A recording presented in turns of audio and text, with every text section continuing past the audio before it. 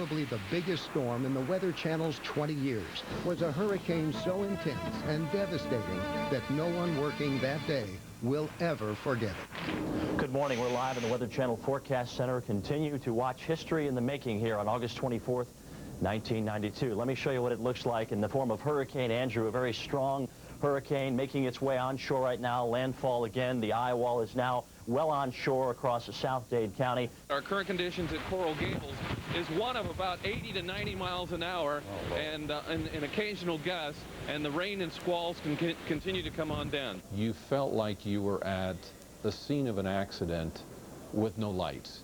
We'd lost power about 3 a.m. for a 5 a.m. landfall, and you could look out and you could hear metal crunching, you could hear glass breaking, you could hear wood chipping away, you could hear bending and twisting, but you couldn't hardly see it because it was pitch black. Oh, I was very concerned. As you recall, it came in very early in the morning, and I had been on the air all night, and we did our best to warn people what kind of a hurricane this was, but I always had the feeling, as I do in most major hurricanes, that there are a lot of people there in the hurricane's path that don't quite realize how bad it's going to be. We will get extensive reports of damage because this was a Category 4 storm on the Saffir-Simpson scale. As I look back at my 15 years on the air, that was a morning that I will never forget.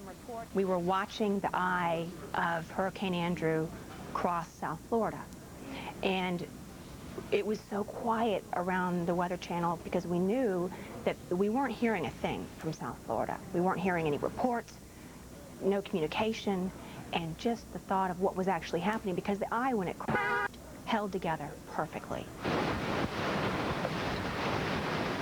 We were just out there. We realized it could be life-threatening, but at the same token, we had a job to do, and we were going to do the job. We had just lived through what this total destruction of this area. Not only did we live through it, but we were there on the scene broadcasting it live to the nation on what was going on.